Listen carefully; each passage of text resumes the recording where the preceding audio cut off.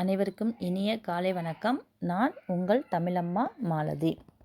நேற்று நாம் சீரா புராணத்தை பற்றி உமர் புலவரை பற்றியும் பார்த்தோம். இன்று நாம் சீரா புராணத்தில் ஹிஜ்ரத்து காண்டம் மதீனம் புக்க படலத்தை பற்றி பார்க்கலாம். நம் பாட செய்யுள் பகுதியை பார்க்கலாம். ஹிஜ்ரத்து என்ற அரபு சொல்லுக்கு இடம்பெயர்தல் என்பது பொருள்.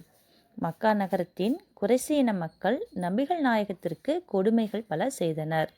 நபிகள் நாயகம் மக்காவை விட்டு மதினாவிற்கு வர வேண்டும் என்று மதினா மக்கள் அழைத்தனர். அந்த அழைப்பை நபிகள் நாயகம் ஏற்றார்.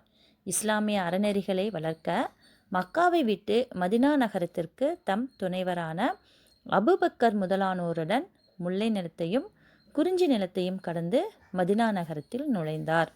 அந்நகரினை காப்பிய இலக்கண நெறி நின்று உமரப்புலவர் புகழ்ந்து பாடியுள்ளார்.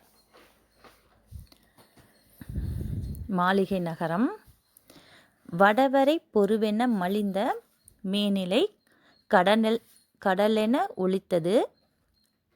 ஆவணத்தின் கம்பலை புடவியை அளந்தன போன்று வீதிகள் இடனெற நெருங்கின மாடம் எங்குமே. வடவரை பொருவென மலிந்த மேனிலை, அதாவது மதினா நகரத்தில் வாழக்கூடிய மக்கள் பார்த்தீங்க அப்படின்னு சொன்னால் செல்வ வளம் மிக்கவர்கள். அதனால் அவர்கள் தங்களுடைய இருப்பிடங்களை மாளிகையாக அமைச்சிருந்தாங்க அப்படின்னு சொல்கிறாரு. அம்மாளிகள் பல மாடங்களை கொண்டு மிகவும் உயர்ந்து விளங்கின அப்படின்னு சொல்கிறாங்க.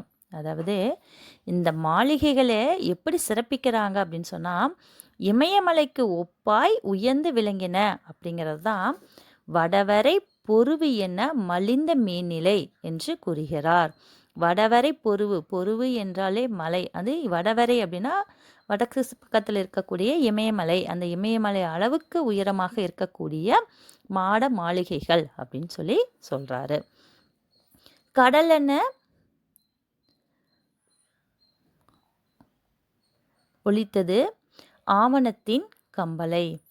கடலென ஒலித்தது ஆவணத்தின் கம்பலை அப்படின்னா மதினா நகரத்தில் கடை வீதிகள் நிறைய இருக்குது.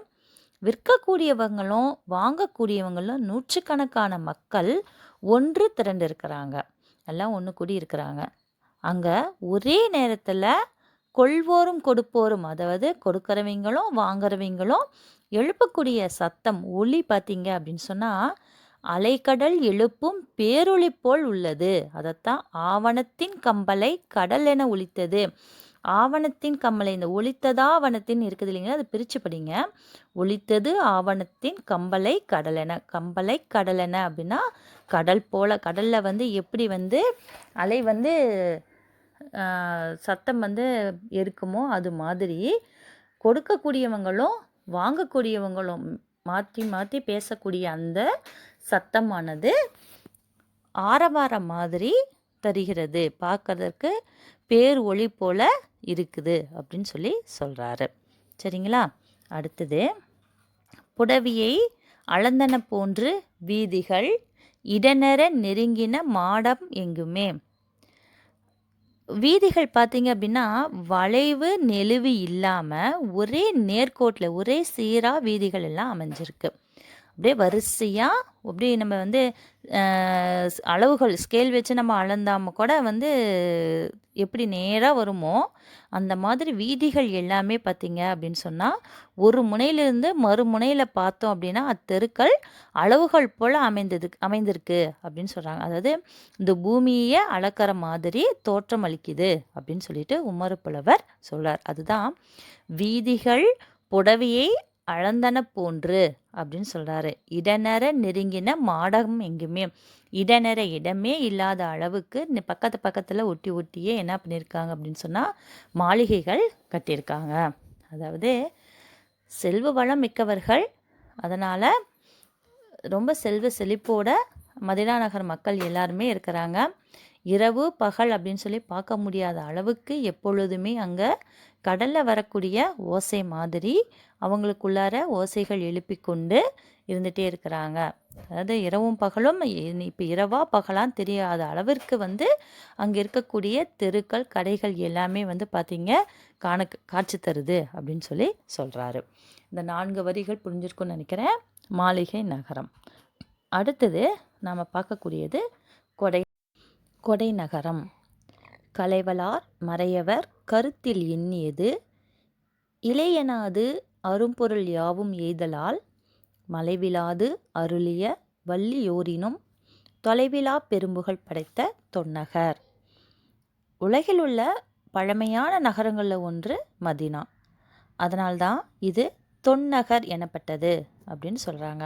இதனுடைய இயற்பெயர் பார்த்திங்கன்னா யதுரப் அப்படிங்கிறது இயற்பெயர்.